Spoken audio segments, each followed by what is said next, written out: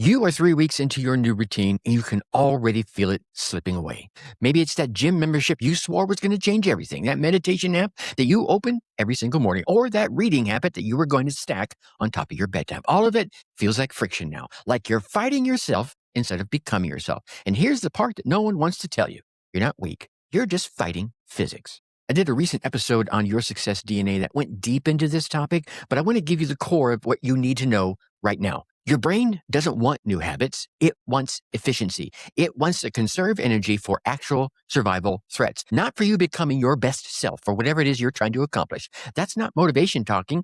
That's neuroscience. And when you're trying to build a habit from scratch, you are actually asking your prefrontal cortex to work overtime, and it's exhausting. Your willpower depletes like a phone battery, and around day 21, you just quit. But what if you stopped building new habits altogether? Stick with me here.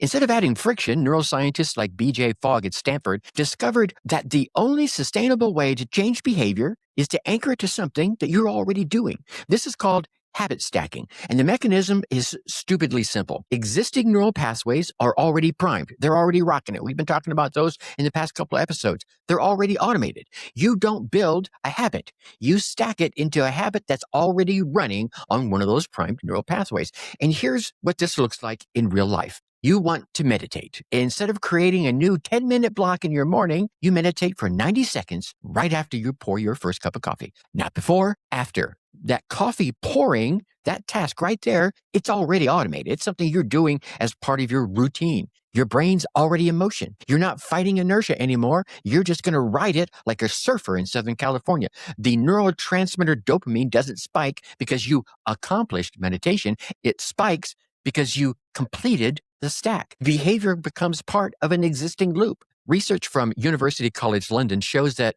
when habits are stacked onto existing anchors, the completion rates jump up to 91%. Standalone habits, they're down at 39%, which is nearly 1/3 of the success rate. That's not motivation. That's not discipline. That's architecture. But here's where it gets a little bit darker. Once you understand stacking, you realize something a bit unsettling.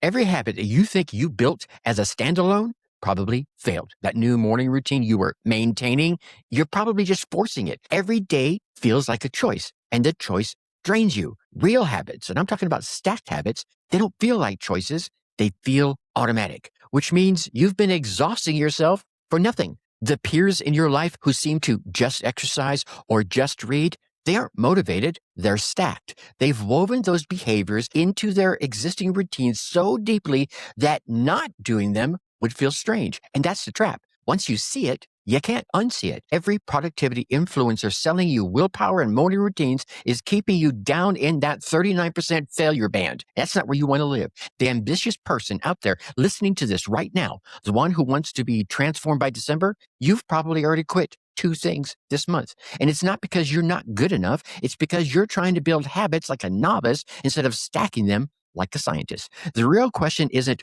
will I build this habit? It's, what existing automation can I attach this to so I don't have to think about it ever again? If you want to go deeper into the full neuroscience behind this, including the cue routine reward loop, temptation bundling, keystone habits, and exactly how to build your first stack, that full episode will be linked down in the description below.